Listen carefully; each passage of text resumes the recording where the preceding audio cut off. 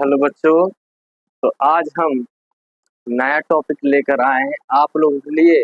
अध्याय 1 का वास्तविक संख्या में नया टॉपिक लेकर आए हैं जिसका नाम होगा एक अपरिमेय संख्या को सिद्ध करने का तरीका क्या है। तो एक अपरिमेय संख्या जो होता है वो एक थ्योरी बेस्ड क्वेश्चन होता है। तो उसको सिद्ध करने के लिए कुछ नियम बताएंगे, उसी नियम के तहत हम लोग किसी भी अपरिमेय संख्या को सिद्ध करेंगे। तो आइए देखते हैं हम लोग। तो एग्जाम्पल लेकर इस थ्योरी बेस्ड क्वेश्चन को समझेंगे। तो एग्जाम्पल ले रहे हैं यहाँ पे, उदाहरण 1 ले रहे हैं। वो रहा है, सबसे सिंपल सा एग्जाम्पल लेते हैं। इस एग्जाम्पल का यूज हाई स्टैंडर्ड लेवल पर भी और लो स्टैंडर्ड लेवल पर भी यूज किया जाता है इस एग्जाम्पल। तो कह रहा है क्या, तो अंडर रूट 2 एक अपरिमेय संख्या है।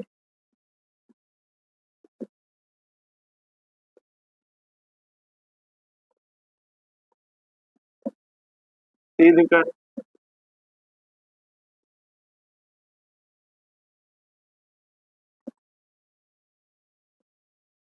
तो क्वेश्चन करने का तरीका ये हो सकता है कि अंडर रूट 2 एक अपरिमेय संख्या है, सिद्ध करें।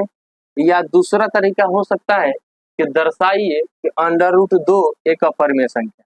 ठीक है, इसके बाद एक और एग्जांपल लेंगे तो उसमें लिखने का तरीका हम चेंज करेंगे और अलग तरीका से क्वेश्चन को देख के समझाएंगे। तो बोल रहा है कि अंडर रूट 2 एक अपरिमेय संख्या है, इसे सिद्ध करना है।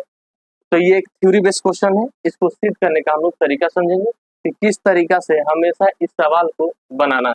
अगर देता है ये क्लास 10th के एग्जाम बोर्ड में, तो इसको किस तरीका से सॉल्व करेंगे आइए देखते हैं। तो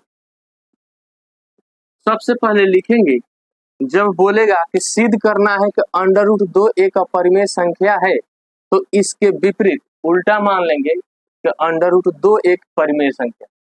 इसका कंट्रोडिक्शन करेंगे, इसका विरोध करेंगे और इसके उल्टा हम लोग मान के चलेंगे।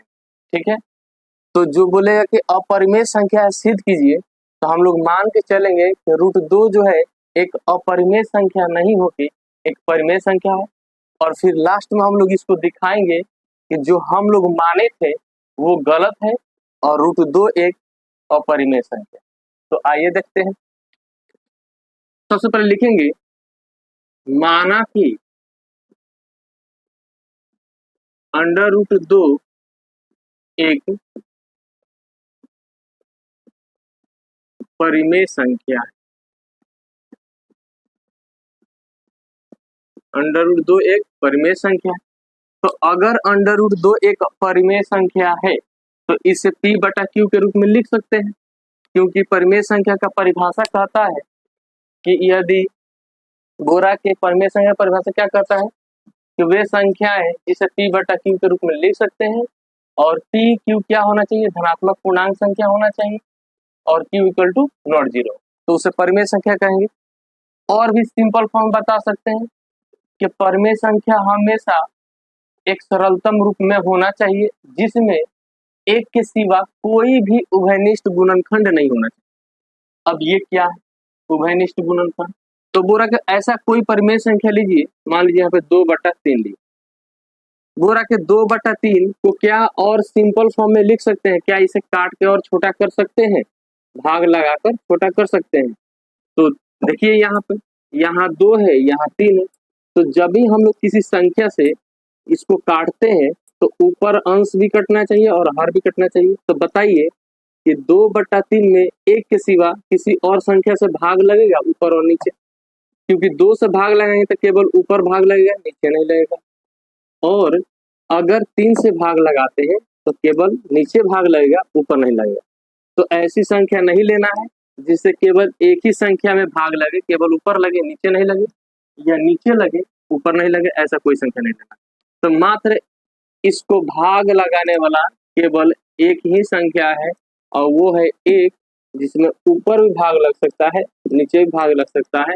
इसके अलावा और ऐसा कोई संख्या नहीं है जिसमें ऊपर और नीचे भाग लग सके। तो यहाँ पे हम लोग बोल सकते हैं कि 2/3 में एक के सिवा ऐसा कोई संख्या नहीं है जिसमें भाग लगे, इसी को कहते हैं कि एक के अतिरिक्त अन्य कोई उभयनिष्ठ गुणनखंड नहीं है। क्योंकि 2 में गुना करेंगे तो ऐसा संख्या है एक जो ऊपर भी है और नीचे भी है, तो एक से भाग लगाएंगे तो यही एक कटता है, बाकी और कोई संख्या नहीं है जो इससे कटेगा।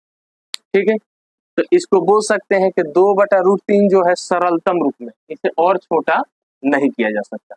तो ऐसा संख्या मान के हम लोग इसमें दिखाएंगे और सिद्ध करेंगे। तो मान लिया हम लोग √2 क्या है, एक परिमेय संख्या है। तो परिमेय संख्या है तो √2 को हम लोग लिख सकते हैं P/Q के रूप में। अगर √2 परिमेय संख्या है तो इसे P/Q के रूप में लिखा जा सकता है। तो यहाँ पर मान लेते हैं कि √2 एक परिमेय संख्या है जिसमें जहां P तथा Q दो धनात्मक पूर्णांक है, क्योंकि परिमेय संख्या में P/Q दोनों के दोनों क्या होता है, धनात्मक होता है, पूर्णांक है, जिसमें एक के सिवा कोई उभयनिष्ठ गुणनखंड नहीं।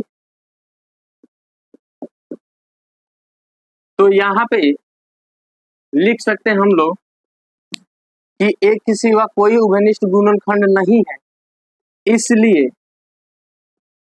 लिख सकते हैं कि √2 बराबर P/Q। क्योंकि अभी हम लोग माने हैं कि √2 क्या है, एक परिमेय संख्या है, तो इसे P/Q के रूप में लिख दिए, जहां Q = not 0, हर में 0 नहीं होना चाहिए, ये परिमेय संख्या का नियम है। तो Q = not 0। अब आगे हम लोग अगला स्टेप में बढ़ते हैं। उसके बाद यहाँ करेंगे कि क्रॉस मल्टीप्लाई कर देंगे। तो क्रॉस मल्टीप्लाई करेंगे तो देखिए इसके हर में कुछ नहीं है तो कितना है, 1 है, ले सकते हैं 1। इसको क्रॉस मल्टीप्लाई कीजिए या बिना एक लिए भी क्रॉस मल्टीप्लाई कीजिएगा तो Q से इधर गुना होगा और ये हो जाएगा √2Q = P, इतना लिख सकते हैं। उसके बाद दोनों ओर स्क्वायर कर देंगे, होल स्क्वायर। तो बोथ स्क्वायरिंग करेंगे तो √2Q का इधर कर देंगे होल स्क्वायर, फिर इधर भी स्क्वायर कर देंगे। ठीक है, स्क्वायर करने से कोई फर्क नहीं पड़ेगा, क्योंकि स्क्वायर इधर से हटाएंगे, इधर स्क्वायर रूट आएगा, फिर P बाहर आ जाएगा, ऊपर वाला रिजल्ट मिल जाएगा, इसमें कोई चेंजिंग नहीं आएगा। तो हम लोग किसी भी मैथमेटिकल क्वेश्चन सॉल्व करते हैं तो उसमें ये ध्यान रखते हैं कि कुछ चेंज किया जाता है तो चेंज करने के बाद पुनः उस सवाल को वापस जाएंगे तो मिल जाना चाहिए। दूसरा चीज कि हम लोग जो रिजल्ट चाहिए वो भी मिल जाना चाहिए, तब हम लोग किसी भी मैथमेटिकल क्वेश्चन को चेंज करते हैं और फिर हम लोग उस रिजल्ट को जो चाहिए वो निकालते हैं। तो यहाँ पे बोथ स्क्वायरिंग किए हैं तो यहाँ पे लिख देंगे दोनों ओर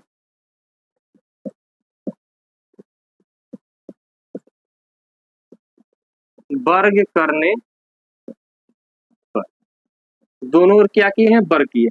तो वर्ग करेंगे तो यहाँ पे हो जाएगा √2 का स्क्वायर, तो स्क्वायर से स्क्वायर रूट कैंसिल हो जाएगा, तो यहाँ बच जाएगा 2, और Q का स्क्वायर करेंगे तो ये हो जाएगा Q² = ये हो जाएगा P²। क्योंकि हम लोग पढ़े हैं बेसिक क्लास में कि किसी भी स्क्वायर रूट का अगर हम लोग स्क्वायर करते हैं तो स्क्वायर से स्क्वायर रूट कैंसिल होता है और केवल एक जो संख्या है वो सिंपल सा संख्या मिल जाता है, स्क्वायर रूट हट जाता है। ठीक है, इसके बारे में ज्यादा हम लोग बात नहीं करेंगे। क्योंकि ये सब बेसिक क्लास में हम लोग को पढ़ना था। तो यहाँ हम लोग को मिल गया 2q² इक्वल टू p²। तो अगर हम लोग यहाँ पे देखा जाए कि 2 से p² में भाग दिया जाए, 2 से अगर हम लोग p² में भाग देते हैं, क्योंकि p क्या है, एक पूर्णांक संख्या, और उस पूर्णांक संख्या का क्या है, स्क्वायर है। तो अगर 2 से भाग देते हैं p² में, और p² 2 से अगर विभाजित हो जाता है, मतलब कि p² में 2 से अगर भाग लग जाता है, तो 2 से p में भी भाग लग जाएगा। अगर इसके स्क्वायर में भाग लगेगा तो बिना स्क्वायर वाला में भी भाग लगेगा। ये कैसे, देख लेते हैं। मान लीजिए एक एग्जांपल ली, अगर 2 बराबर लिखते हैं 4 का स्क्वायर, तो देखिए तो क्या 2 से 4 स्क्वायर में भाग लगेगा कि नहीं लगेगा। अगर यहाँ लिख रहे हैं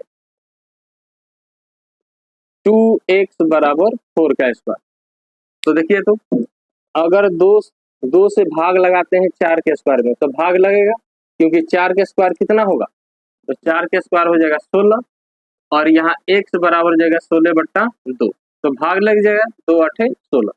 तो अगर यहाँ पे 4 के स्क्वायर में 2 से भाग लग रहा है, तो 2 से बिना स्क्वायर वाला संख्या में भी भाग लगेगा, तो 2 से 4 में भी भाग लगेगा। देखिए 2 दूनी 4। और भी एग्जांपल लेके देख सकते हैं। अगर मान लीजिए यहाँ पे है 3a इक्वल टू 9 का स्क्वायर, तो अगर यहाँ भाग देते हैं 3 से 9 के स्क्वायर में, तो 9 का स्क्वायर कितना होगा, 81।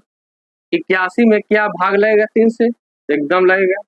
3 से भाग लगाएंगे तो हो जाएगा 27 तरीके 81, 27 बार में भाग लग जाएगा, तो a इक्वल टू हो जाएगा 27। तो अगर 3 से 9 स्क्वायर में भाग लग रहा है, तो क्या 3 से 9 में भी भाग लगेगा, एकदम लगेगा। 3 तरीके 9। तो यहाँ वही कह रहा है कि यदि p² 2 से विभाजित होता है, तो p भी 2 से विभाजित होगा, क्योंकि यहाँ पे सेम रिजल्ट लिया गया है। स्क्वायर का स्क्वायर है, p की जगह मान लीजिए कोई धनात्मक पूर्णांक संख्या 9 है, या हो सकता है धनात्मक पूर्णांक संख्या यहाँ पे, सॉरी यहाँ पे 9 लिए है, तो यहाँ पे 3 होना चाहिए, यहाँ 2 है तो यहाँ हो सकता है 4 हो, या हो सकता है यहाँ पे कितना हो जाए, 2 का स्क्वायर हो जाए। तो 2 से अगर 2 के स्क्वायर में भाग लगाएंगे तो लग जाएगा भाग, क्योंकि 2 के स्क्वायर कितना होता है 4, इसलिए 2 से 2 में भी भाग लग जाएगा। तो वो धनात्मक पूर्णांक संख्या यहाँ पे होगा जो 2 से क्या हो जाए, विभाजित हो जाए, वही यहाँ पे p। ठीक है, तो यहाँ पे लिखेंगे, उसके बाद अगला स्टेप लिखने का हर तरीका जो होगा इसी प्रकार से होना चाहिए, केवल क्वेश्चन चेंज होगा, उसी के हिसाब से ये प्रोसेस करते जाएंगे। तो लिखेंगे कि यदि p² 2 से विभाजित होगा तो p भी 2 से विभाजित होगा।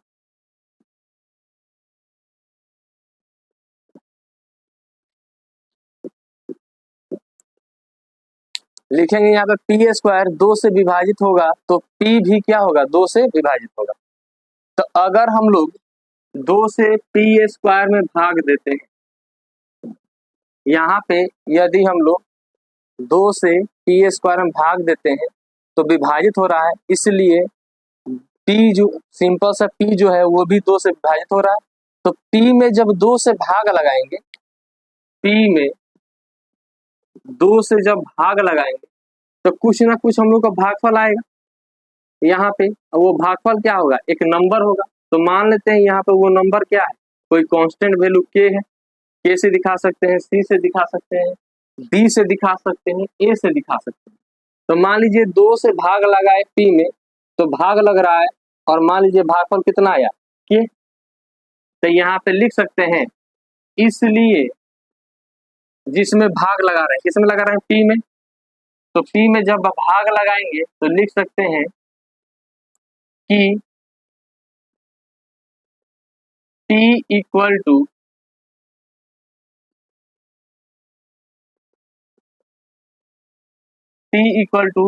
टू के और पूरा पूरा भाग लग रहा है, इसलिए शेषफल क्या बचेगा? 0। क्योंकि अभी बताए हैं कि P में जब भाग लगाएंगे तो विभाजित होने का मतलब होता है कि पूरा पूरा भाग लगना और शेषफल 0 आना। तो क्या यहाँ पे 2 से P में भाग दे रहे हैं, तो ये क्या बन गया हम लोग का? भाज्य बन गया। तो भाज्य में भाग दे रहे हैं किससे? 2 से, तो 2 क्या हो गया? भाजक। और हम लोग का रिजल्ट क्या आ रहा है? भागफल। और शेषफल क्या बचा? 0। तो प्लस में यहाँ 0 है, लेकिन 0 दिखाएंगे नहीं, तो ये यूक्लिड विभाजक प्रमेयिका पर ही है। तो P में भाग दिए 2 से, के बार में भाग लग गया और शेषफल 0 आया, तो 0 यहाँ पे हटा देंगे, तो लिख सकते हैं इसीलिए P बराबर 2 के। तो इसका मतलब ये हुआ कि 2 जो है किसको विभाजित कर रहा है? P को, और के यहाँ पे भागफल आ रहा है, इसको मान लेंगे कितना? 1।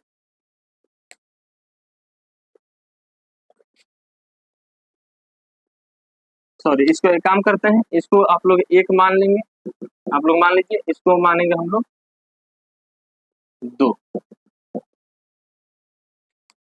इसका स्क्रीनशॉट लीजिए ताकि आगे बढ़ा जाए।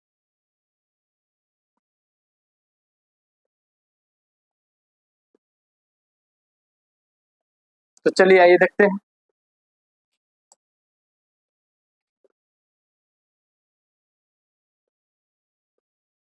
तो आगे बढ़ेंगे और लिखेंगे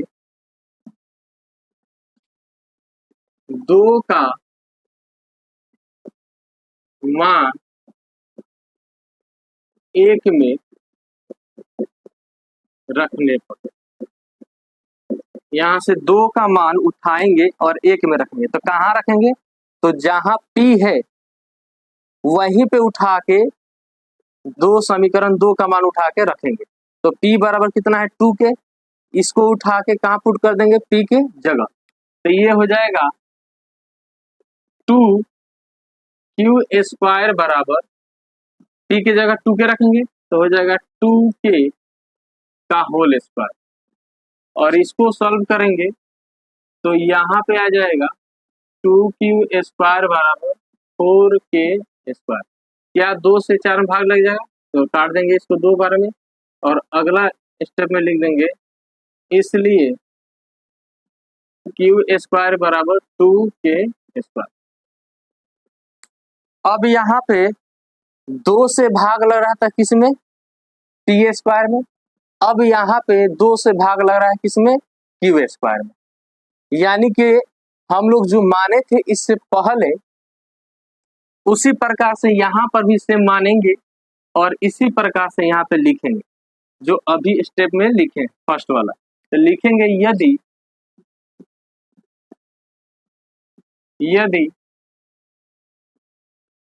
q² 2 से विभाजित होगा तो q भी 2 से विभाजित होगा। अब बताइए, हम लोग इससे पहले जो स्टार्टिंग में माने थे कि √2 बराबर P/Q, P और Q में एक के सिवा कोई भी उभयनिष्ठ गुणनखंड नहीं है, अर्थात एक के सिवा P और Q में किसी से भाग नहीं लग रहा था। लेकिन यहाँ पे देखिए कि एक को छोड़ के 2 से किस में भाग लग रहा है? एक को छोड़ के 2 से किस में भाग लग रहा है? P में।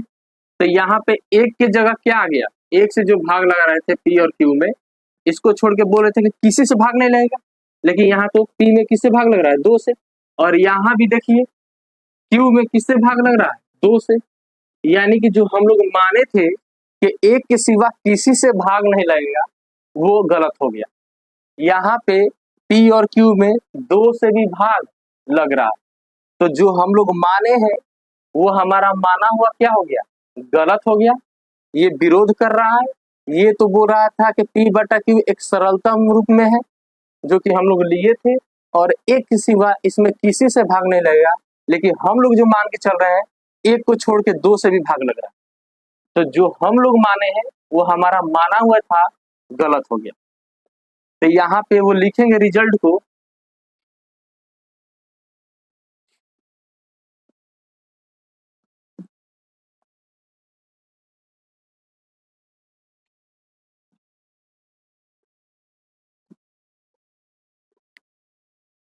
ये लिखेंगे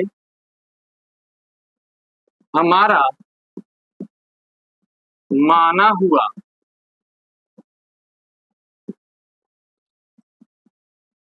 गलत सिद्ध होता है, गलत सिद्ध होता है। अतः अंडर रूट 2 एक परिमेय संख्या नहीं है बल्कि अपरिमेय संख्या है, क्योंकि यहाँ पे हम लोग माने थे कि ये परिमेय है और परिमेय ऐसा था कि P बटा Q के रूप में था, इसमें एक के सिवा किसी से भाग नहीं लग रहा था। लेकिन अभी हम लोग दिखाए हैं कि P और Q में एक को छोड़ के दो से भी भाग लग रहा है, तो ये गलत हो गया। जब ये गलत है तो ये परिमेय संख्या के बराबर ये कभी नहीं हो, ठीक। इसलिए यहाँ पे लिखेंगे अतः अंडर रूट 2 एक अपरिमेय संख्या है।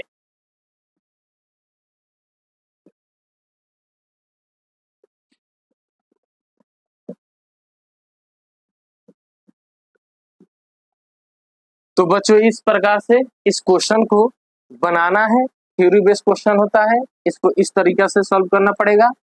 हमें पहले मानना पड़ेगा कि अंडर रूट 2 क्या होगा, परिमेय होगा।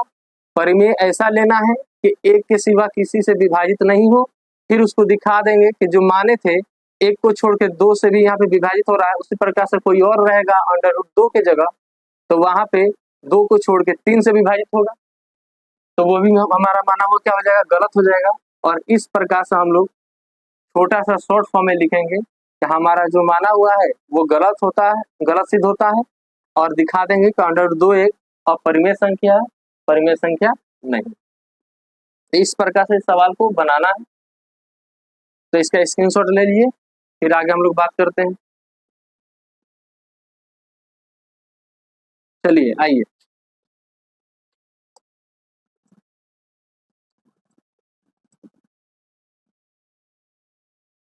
अब देखते हैं दूसरा टाइप का क्वेश्चन।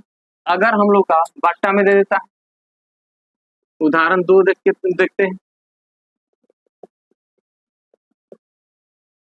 उदाहरण 2 अगर बोल दिया दर्शाइए, इस बार क्वेश्चन लिखने का तरीका बदल रहे हैं, दर्शाइए कि 1/√3 एक अपरिमेय संख्या है। चलिए दिखाते हैं। तो सिंपल तरीका से सेम वही लैंग्वेज लिखेंगे, यहाँ पर भी लिखने का तरीका सेम होगा हम लोग का। तो लिखेंगे माना कि 1/√3 एक परिमेय संख्या,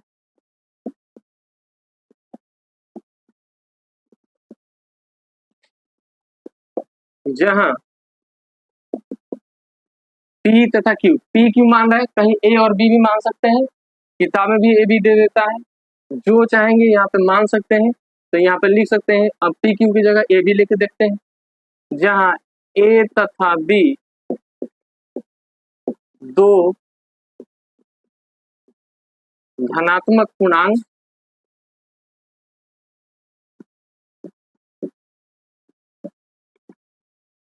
संख्याएं हैं, जिसमें एक के सिवा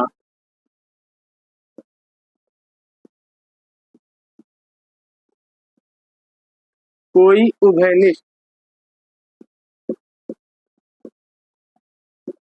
गुणनखंड नहीं। इस प्रकार का ए भी दो धनात्मक पूर्णांक संख्या लिए।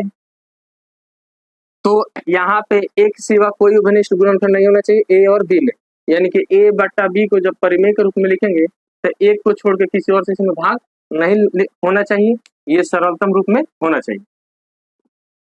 तो चले यहाँ पे, क्योंकि 1/√3 को क्या माने, परिमेय माने हैं, जबकि यहाँ पे दिया था अपरिमेय, तो उल्टा मान लिया कि परिमेय है, तो परिमेय है, तो इसलिए लिख सकते हैं 1/√3 को a और b दो धनात्मक पूर्णांक संख्या है, a बटा b के रूप में लिख देंगे। ठीक है, तो 1/√3, अब यहाँ पे ये मत समझिएगा 1/√3 तो परिमेय है क्योंकि बट्टा में, ऐसा नहीं है, क्योंकि हम लोग इससे पहले 9th क्लास में बेसिक में पढ़ना था कि एक परिमेय, एक जो है परिमेय है, √3 क्या है, अपरिमेय। तो एक परिमेय और अपरिमेय का भागफल क्या होता है, अपरिमेय संख्या होता है। एक परिमेय अपरिमेय का गुणनफल क्या होता है, अपरिमेय संख्या। जोड़ क्या होता है, अपरिमेय संख्या। घटाव क्या होता है, अपरिमेय संख्या। तो अगर कोई लिख दिया है √3/2, क्या ये परिमेय संख्या है, नहीं, यह एक अपरिमेय संख्या है, क्योंकि √3 अपरिमेय है, 2 परिमेय है, परिमेय अपरिमेय का ये कैसा है, भाग के रूप में है, तो इसका रिजल्ट हमेशा जो आएगा अपरिमेय संख्या आएगा। अगर यही जो लिख देता है 2√3, तो बाहर ये परिमेय है, यह परिमेय है, इसका गुणनफल भी क्या होगा, एक अपरिमेय संख्या। तो याद रखना है, जोड़ घटाव गुना भाग, एक परिमेय अपरिमेय का हमेशा अपरिमेय रिजल्ट होता है। अब ये क्यों होता है, इसके बारे में हम लोग इतना डिटेल में अभी नहीं जाएंगे, क्योंकि वीडियो हो जाएगा बहुत बड़ा। तो इसलिए लिख सकते हैं 1/√3 = a बटा b, जहां हर क्या होना चाहिए, हर में 0 नहीं होना चाहिए, तो b = ≠0। फिर इसको क्रॉस मल्टीप्लाई करेंगे और सॉल्व करेंगे, तो b को 1 से गुना करेंगे तो ये हो जाएगा कितना, b, और √3 को a से गुना करेंगे तो हो जाएगा √3 × a। उसके बाद बोथ है स्क्वायरिंग करेंगे, तो लिख देंगे यहाँ पे इम्प्लाइज दैट b² = √3a बाहर का होल स्क्वायर, लिख देंगे दोनों ओर वर्ग करने पर, तो वर्ग किए हैं दोनों, तो इसको आगे बढ़ेंगे, सॉल्व करेंगे तो ये हो जाएगा b² = √3 का स्क्वायर हो जाएगा 3, और a का स्क्वायर हो जाएगा a², ये हो जाएगा 3a²। अब सेम वही प्रोसेस लिखेंगे, 3 से भाग लगाएंगे b² में, यदि 3 से b² में भाग लगता है तो 3 से b में भी भाग लगेगा। b मान लीजिए कोई नंबर है ऐसा है जो 3 उसका स्क्वायर करते हैं 3 से भाग लग जाए, तो यहाँ पे मान लीजिए b की जगह ले लेते हैं 9 ले लेते हैं, और b की जगह 9 लिए हैं, स्क्वायर है तो स्क्वायर बराबर यहाँ कितना है 3a²। क्या 3 से 9 भाग लगेगा, 9 का स्क्वायर में भाग लगेगा, तो एकदम लगेगा, क्योंकि 9 का स्क्वायर कितना होता है, तो 9 का स्क्वायर होता है 81, तो 81 में 3 से भाग देंगे तो 27 बार में लग जाएगा। इसलिए 3 से चेक कीजिएगा 9 में भी भाग लग रहा है कि नहीं लग रहा, तो लग रहा। तो स्क्वायर में अगर भाग लगता है तो विदाउट स्क्वायर में भी भाग लगेगा 3 से, तो ये बिल्कुल लग रहा है, तो इसको लिखेंगे सेम उसी प्रकार से, यदि 3b² को विभाजित करता है तो 3b को भी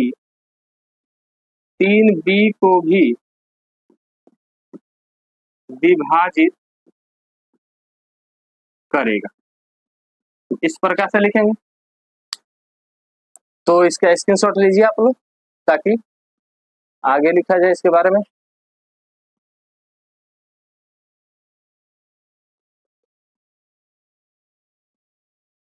तो आइए देखते हैं यहाँ पे,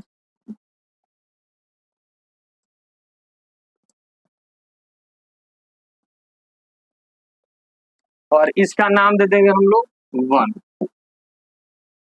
आगे बढ़ते हैं, यदि 3 b को विभाजित करता है तो लिख सकते हैं, इसलिए b में भाग लगा रहे हैं किसमें, b में किससे भाग दे रहे हैं, तो b में भाग दे रहे हैं 3 से, तो b में भाग दे रहे हैं 3 से, और अभी बोले हैं कि 3b² को अगर पूरा भाग लगाता है तो शेषफल क्या होगा, 0, तो 3b को भी भाग लगा रहा है और शेषफल पूरा क्या आ रहा है, 0।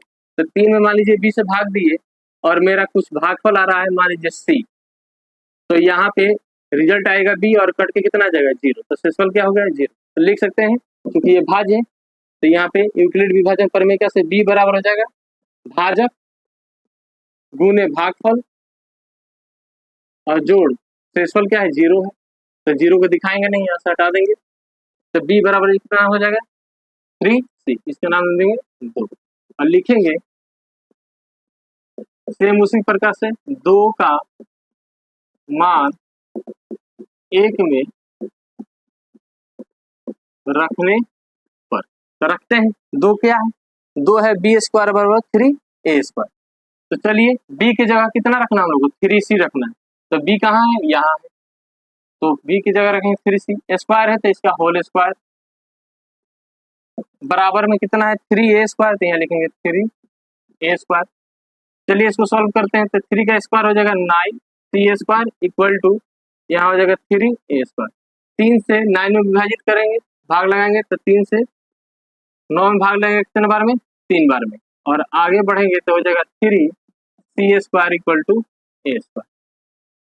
अब देखिए यहाँ पे सेम वही कहानी यहाँ पे भी है जो इससे पहले वाला क्वेश्चन में था, यहाँ 3 जो है किसको विभाजित कर रहा था, बी स्क्वायर को, यानी कि 3 बी स्क्वायर को विभाजित कर रहा था, तो 3 बी को भी कर रहा था, और यहाँ देखिए 3 किसको विभाजित कर रहा है, ए स्क्वायर को, 3 जो विभाजित कर रहा है वो किसको कर रहा है, ए स्क्वायर को, तो 3 किसको विभाजित करेगा, ए को भी विभाजित करेगा, लेकिन यहाँ तो हम लोग माने थे कि ए बट्टा बी में केवल एक से ही भाग लगेगा, यानी केवल एक ही क्या करेगा, ए को भी विभाजित करेगा और बी को भी विभाजित करेगा, लेकिन हम लोग जो मान के चल रहे थे उसके हिसाब से 3 क्या कर रहा है, ए को भी विभाजित कर रहा है और बी को भी विभाजित कर रहा है, तो मेरे हम लोग को शर्त के हिसाब से ये क्या हो गया, गलत हो रहा है। हम लोग जो माने थे कि केवल इसको एक विभाजित करेगा, उसका उल्टा मान के चले हैं, तो वो 3 क्या कर रहा है, इसको विभाजित कर रहा है, इसलिए हमारा माना हुआ जो है वो गलत हो गया, क्योंकि a बटा b कैसा था, एक सरलतम परिमेय संख्या था जिसमें केवल एक से ही भाग लग सकता है, लेकिन यहाँ किससे भाग लग रहा है, 3 से लग रहा है, इसलिए ये क्या है, हमारा माना हुआ गलत। ठीक है, तो यहाँ पे सेम लिखेंगे,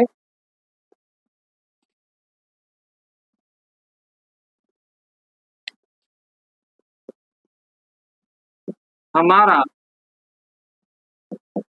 माना हुआ गलत सिद्ध होता है। अब रीजन लिखना है तो और लिख सकते हैं, क्योंकि एक के सिवा ए बट्टा बी में 3 उभयनिष्ठ गुणनखंड,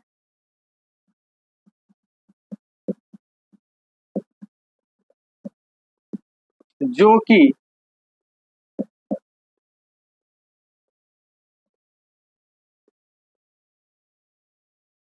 कि हमारे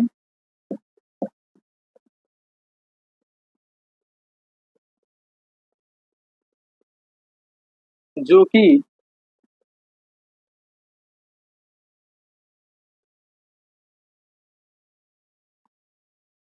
यहाँ पे थोड़ा सा शब्द ले लेते हैं,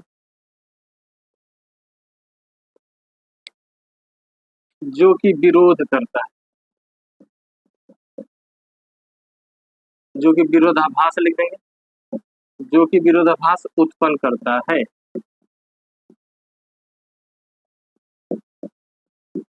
अतः 1/√3 एक परिमेय संख्या नहीं होके क्या है, अपरिमेय संख्या।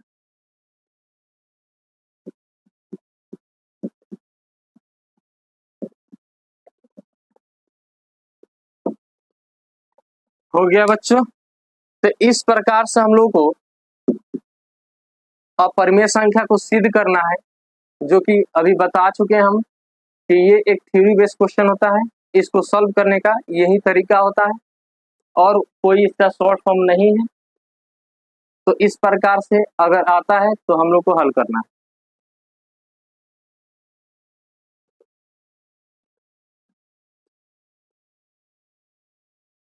चलिए तो आगे बढ़ते हैं हम लोग, स्क्रीनशॉट ले लीजिए इसका।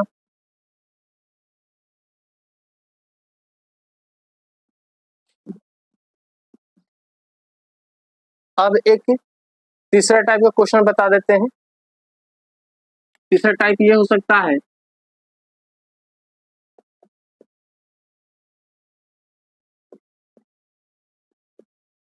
कहेगा दर्शाइए यह बोल सकता है सिद्ध कीजिए, दर्शाइए कि 3 प्लस अंडर रूट 2 इस प्रकार से या माइनस में दे सकता है या प्लस में दे सकता है, एक अपरिमेय संख्या है। तो इसको बनाने का तरीका थोड़ा सा उससे अलग होगा और ये थोड़ा सा छोटा हो जाएगा। तो किस प्रकार से इसको बनाएंगे आइए देखते हैं। मानने का तरीका हम लोग का वही होगा, लिखने का वही तरीका होगा। तो मान लेते हैं, माना कि 3 प्लस अंडर रूट 2 एक परिमेय संख्या है।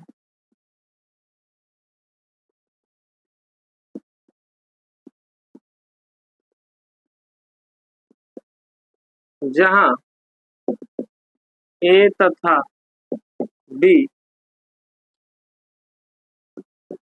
दो धनात्मक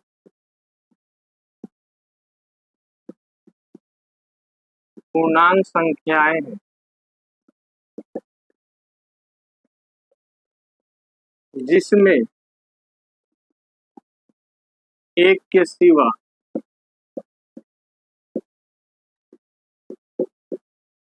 कोई उभयनिष्ठ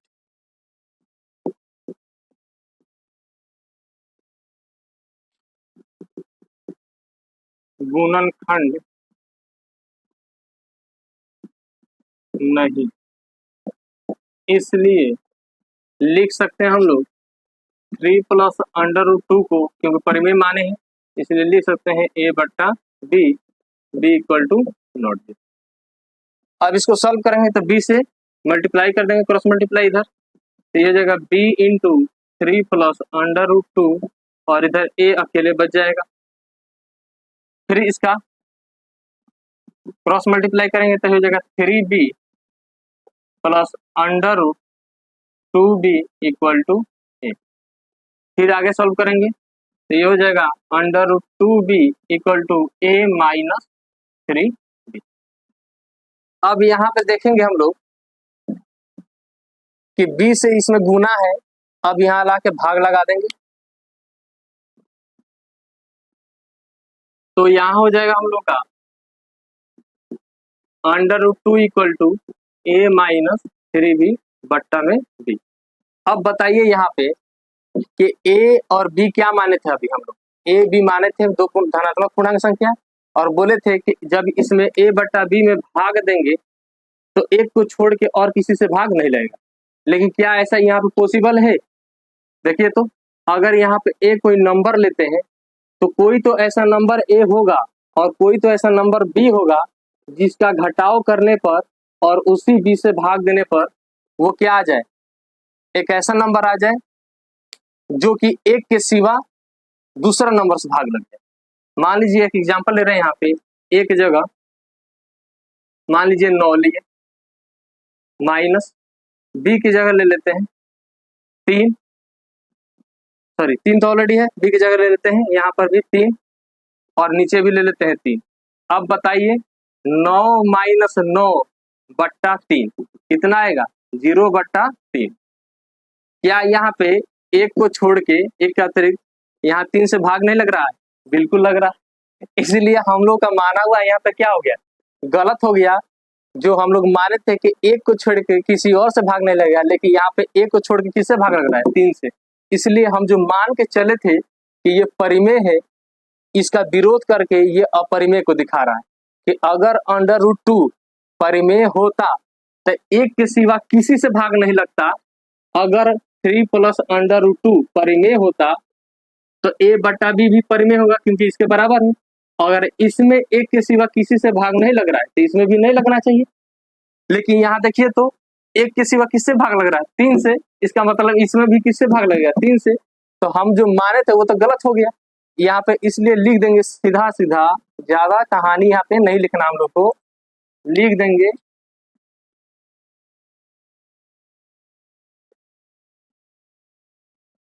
हमारा माना हुआ गलत सिद्ध होता।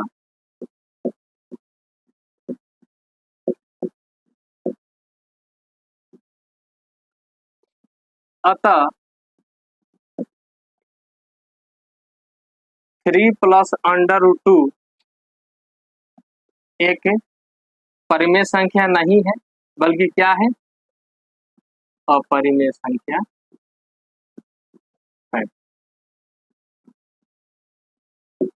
तो इस प्रकार से बच्चों हम लोग बनाएंगे, जितना टाइप का क्वेश्चन कर सकता था उतना टाइप का हम क्वेश्चन लिए हैं और आप लोग को समझाने का कोशिश किए हैं। यहाँ पर प्लस की जगह माइनस भी दे सकता है, एक बट्टा वाला देता है, एक बिना बट्टा वाला देता है। तो ये 3 टाइप का क्वेश्चन करता है।